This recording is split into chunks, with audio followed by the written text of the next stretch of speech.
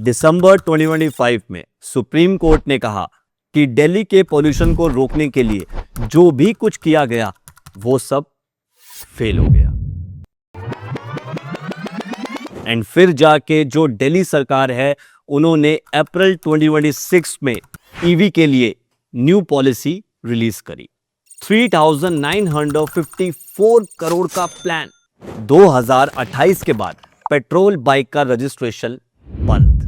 2027 के बाद petrol autos बंद। सवाल यह नहीं है कि यह पॉलिसी क्या है, सवाल यह है कि क्या यह पॉलिसी काम करेगी या फिर हमें वही मिलेगा, टोटल फेलियर। दोस्तों, किसी भी पॉलिसी को समझने से पहले उसकी प्रॉब्लम को समझना बहुत जरूरी है। तो चलिए पहले इसके फैक्ट्स को समझते हैं।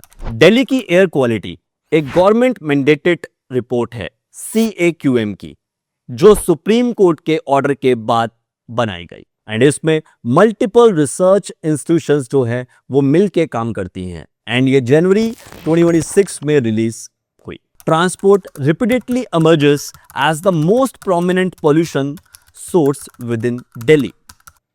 एंड दोस्तों, इनका कहना यह था कि पॉल्यूशन के लिए इंडस्ट्री नहीं, स्टबल बर्निंग भी नहीं, व्हीकल जो है वो लोकल सोर्स में नंबर 1 पे है।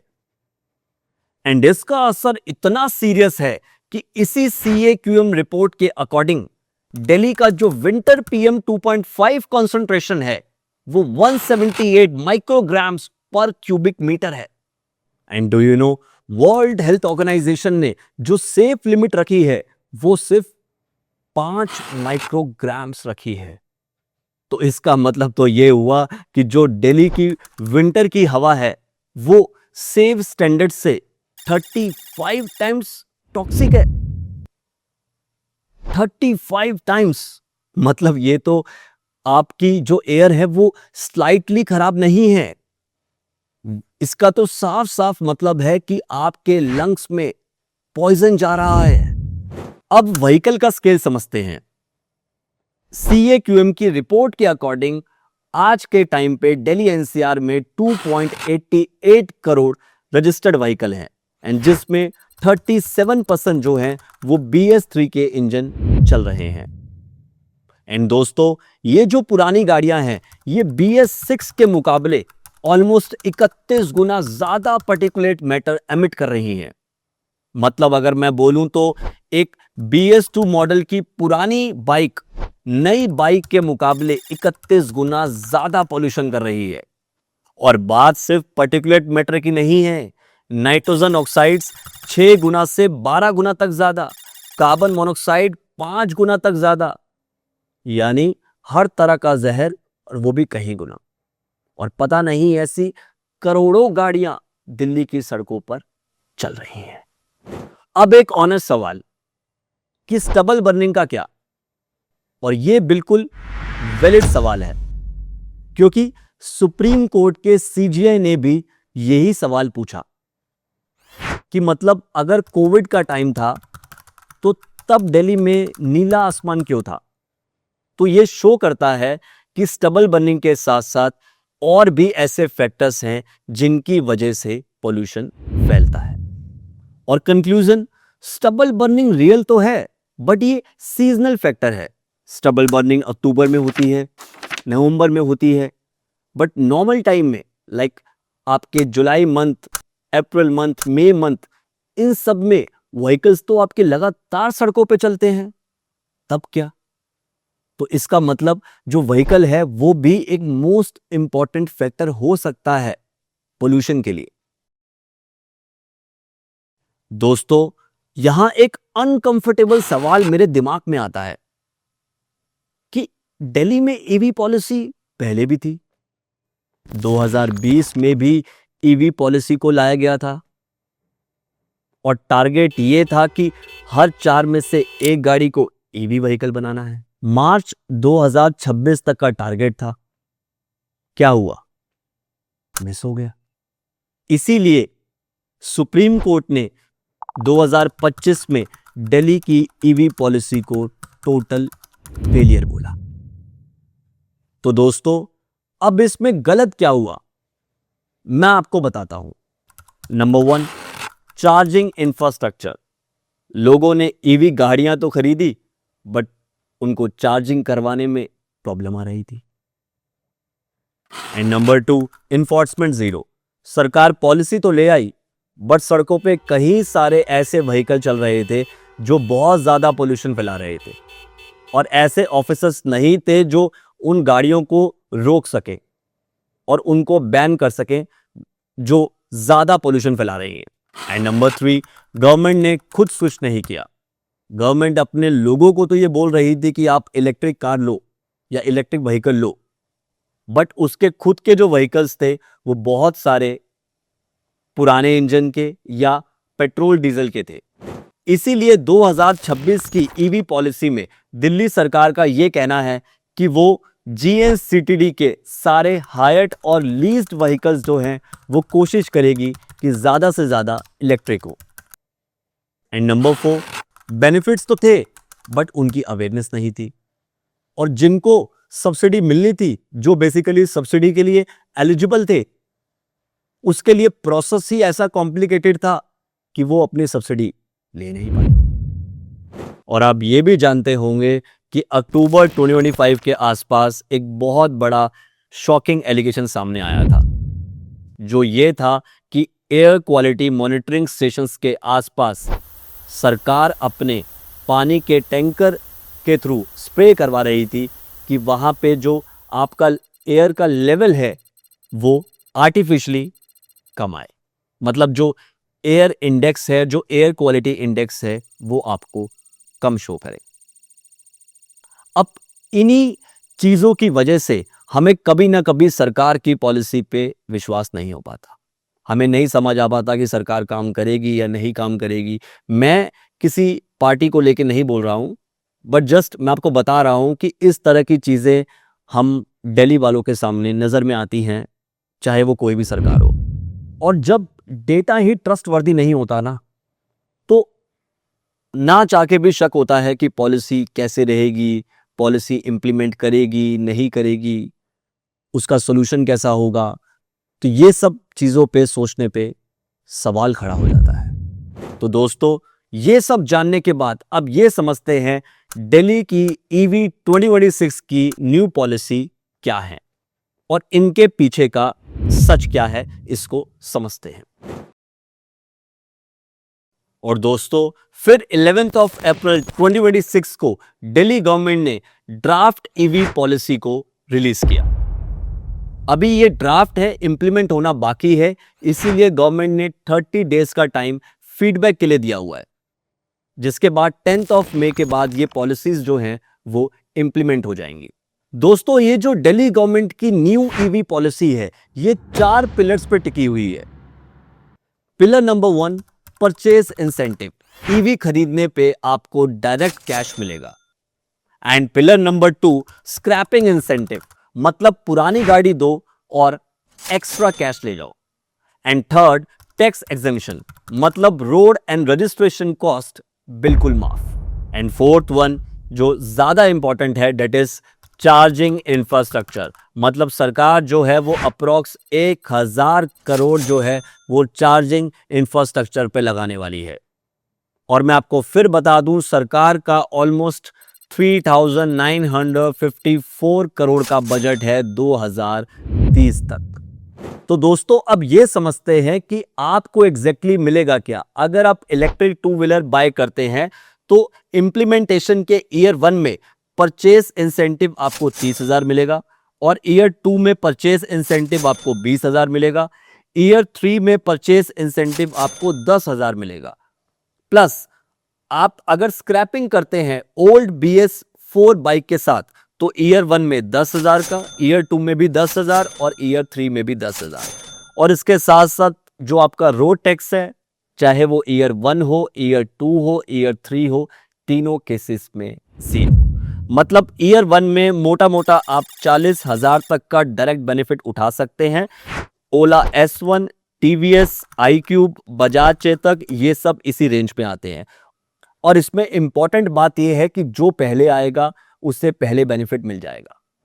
तो दोस्तों अगर आप ई ऑटो या इलेक्ट्रिक थ्री व्हीलर परचेस करते हैं तो इंप्लीमेंटेशन की डेट से ईयर 1 में 50,000, ईयर 2 में 40,000, ईयर 3 में 30,000 तक का आप रिलीफ ले सकते हैं। अगर मैं एग्जांपल के थ्रू आपको एक्सप्लेन करूं तो 50,000 मोटा मोटा आपका परचेज इंसेंटिव और 25,000 अगर आप स्क्रैपिंग डील के साथ में आते हैं, आप मतलब मोटा मोटा कोई सीएनजी ऑटो आप देते हैं, तो टोटल आपको 75,000 का बेनिफिट मिल जाएगा अगर आप ई ऑटो बाय करते हैं। तो दोस्तों अगर आप इलेक्ट्रिक कार बाय करते हैं तो गवर्नमेंट की जो न्यू ईवी की पॉलिसी है उसके अकॉर्डिंग आपको फर्स्ट बेनिफिट जो मिलेगा वो है स्क्रैपिंग इंसेंटिव। अगर आप अपनी ओल्ड BS4 को स्क्रैप में डालते हैं तो 1 लाख का बेनिफिट आपको गवर्नमेंट देती है। रोड टैक्स आपका 100% माफ एंड रजिस्ट्रेशन फीस आपकी 100% माफ। तो दोस्तों इस मैथ को एक रियल एग्जांपल के थ्रू समझते हैं। मान लेते हैं कि आप एक टाटा नेक्सॉन ईवी लेने जा रहे हैं जिसका अप्रोक्सीमेटली प्राइस है 15 लाख का एक्स शोरूम, और नॉर्मल केसेस में आप रोड प्लस रजिस्ट्रेशन टैक्स जो देते हैं वो 1.5 से 2 लाख तो आ ही जाता है, बट यहाँ पे इस पॉलिसी के बाद आपको रोड प्लस रजिस्ट्रेशन टैक्स जो है वो 0 पे करना पड़ेगा ईवी के केस में। प्लस अगर आप स्क्रैप ऑप्शन लेते हैं तो 1 लाख का बेनिफिट आपको और मिल जाएगा। टोटल सेविंग आपकी ऑलमोस्ट हो गई 2.5 लाख से 3 लाख रुपए की अगर आप इस स्कीम में अपनी ईवी कार बाय करते हैं।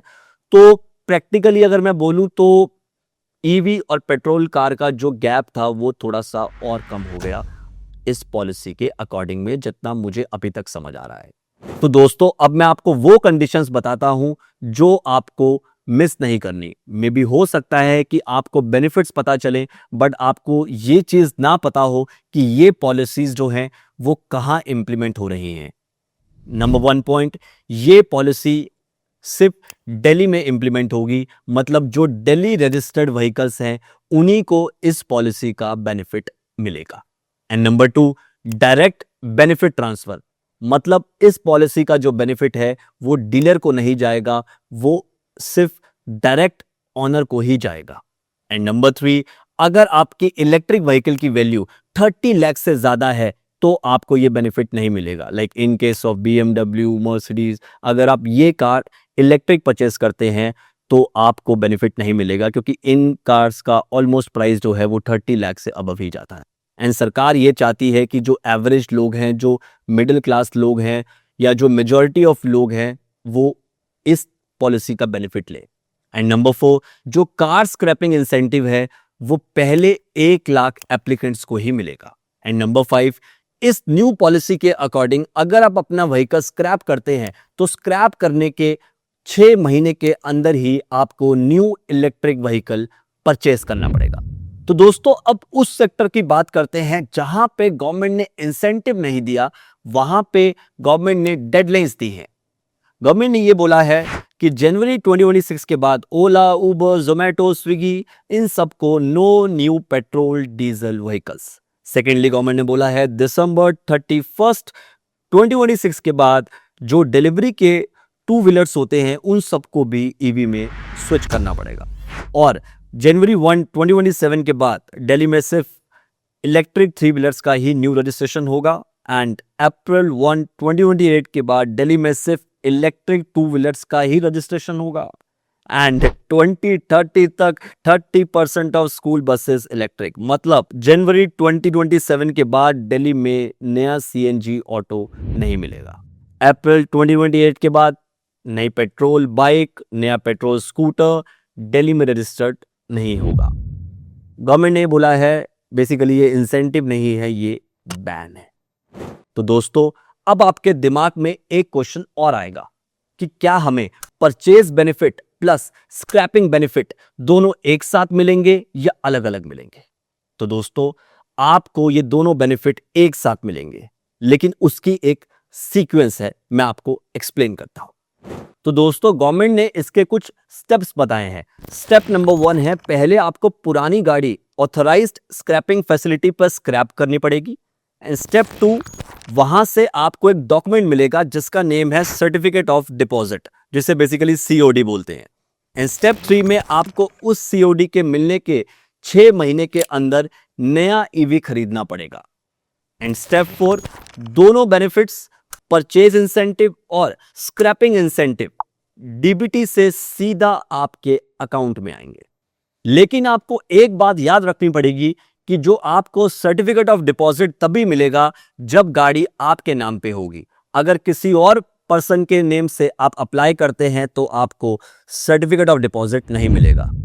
तो दोस्तों, अब मैं आपको यह बताता हूं कि इस बार की ईवी पॉलिसीज पहले की ईवी पॉलिसीज जो 2020 की थी उसके कंपेयर में बेटर क्यों लग रही हैं। इवन आई डोंट नो कि इसका इम्प्लीमेंटेशन कैसा होगा और ड्यूरिंग इम्प्लीमेंटेशन सरकार इस पे क्या करेगी, बट जो ईवी पॉलिसी पढ़ के समझ आ रहा है वो ये बात समझ आ रही है कि 2020 में इतनी डेडलाइंस नहीं थी, इतनी इन्फोर्समेंट नहीं थी, बट इस बार पॉलिसीज में नजर आ रहा है कि यहां पे आपको डेडलाइंस दी गई हैं। For example, new EV policy के अकॉर्डिंग 2027 के बाद दिल्ली में ई ऑटो ही चलेंगे और उन्हीं का रजिस्ट्रेशन होगा। 28 के बाद ई टू व्हीलर ही चलेंगे। तो ये बेसिकली शो कर रहा है कि सरकार ने कुछ डेडलाइंस और कुछ मैंडेट बना दिया है। तो ये एक बेटर पॉलिसी लग रही है as compare to previous policy. बाकी तो हमें इंप्लीमेंटेशन के बाद ही पता चलेगा। एंड नंबर 2 पॉइंट वो है चार्जिंग का। पहले भी जब ईवी पॉलिसी आई तो हर पर्सन को यही प्रॉब्लम आती थी, बेसिकली हमें यही प्रॉब्लम आती थी कि हम ईवी व्हीकल तो ले लें बट चार्जिंग का इशू, चार्जिंग सिर्फ घर पे करनी पड़ेगी। बट अब सरकार ने बोला है वो ऑलमोस्ट 1000 करोड़ रुपए लगाने वाली है इस चार्जिंग इंफ्रास्ट्रक्चर पे। तो ये चीज एक बेटर और एक इंप्रूव्ड स्ट्रक्चर को शो कर रही है। And third point, direct benefit transfer, जो ये शो करता है कि इसका बेनिफिट डीलर को नहीं जाएगा, सिर्फ उस पर्टिकुलर ओनर के हाथ में ही इसका बेनिफिट जाएगा। एंड फोर्थ वन, इसमें पहली बार बैटरी रिसाइकिल फ्रेमवर्क को भी इंक्लूड किया गया है। मतलब सरकार ने लॉन्ग टर्म का भी सोचा है। हां, मैं ये भी मानता हूं कि इसमें कुछ चैलेंजेस भी आएंगे जिन्हें ना मैं इग्नोर कर सकता हूं ना आप इग्नोर कर सकते हैं। इसीलिए सरकार अभी ड्राफ्ट लेके आई है और सरकार ने ऑलमोस्ट 1 महीने का टाइम दिया है फीडबैक के लिए। सरकार भी फीडबैक लेगी और उसके बाद इसको ऑलमोस्ट 10 मई 2026 से इसको इंप्लीमेंट करेगी। और दूसरी बात, जो दिल्ली का इंप्लीमेंटेशन ट्रैक है ना, वो थोड़ा सा स्लो लगता है, इसीलिए हर बार सुप्रीम कोर्ट को इसमें आना पड़ता है। बट इस बार देखते हैं कि सरकार क्या करती है, क्योंकि सरकार को इस बार अप्रूवल्स में आई डोंट थिंक कि प्रॉब्लम आनी चाहिए, क्योंकि सेंट्रल में भी वही हैं और दिल्ली में भी वही हैं। और तीसरा पॉइंट, जैसे मैंने आपको बताया कि 2.88 करोड़ दिल्ली रजिस्टर्ड व्हीकल हैं, तो उन सबको रातों रात सरकार चेंज तो नहीं कर सकती। तो यहां हमें देखना पड़ेगा कि सरकार का अगला मूव क्या है। एंड चौथा पॉइंट, सरकार जो अपने चार्जिंग इंफ्रास्ट्रक्चर पे ऑलमोस्ट 1000 करोड़ लगाने वाली है, अब वो ये देखना पड़ेगा कि इसकी डिलीवरी कब तक होती है, सरकार कब तक हमें चार्जिंग स्टेशंस प्रोवाइड करती है। और हमें यह भी देखना पड़ेगा कि ऑलमोस्ट 65% पोल्यूशन जो है वो दिल्ली में वो बाहर से आता है। तो सरकार अब इस ईवी पॉलिसी के तहत उसे कैसे कंट्रोल करेगी और कैसे मैनेज करेगी। तो ये सारे पॉइंट्स हैं जो हम इग्नोर नहीं कर सकते और हमें देखना पड़ेगा कि आने वाले टाइम में सरकार इन सब पे क्या एक्शंस लेने वाली है। तो दोस्तों, अगर आपको ये वीडियो हेल्पफुल लगी है तो मेरी वीडियो को लाइक एंड शेयर जरूर करना, और शेयर अपने उन दोस्तों के साथ में करना जो अभी इलेक्ट्रिक व्हीकल लेने वाले हैं। और कमेंट में मुझे ये बताओ कि आपको क्या लगता है, क्या ये पॉलिसी काम करेगी या नहीं। तो मिलते हैं नेक्स्ट वीडियो में।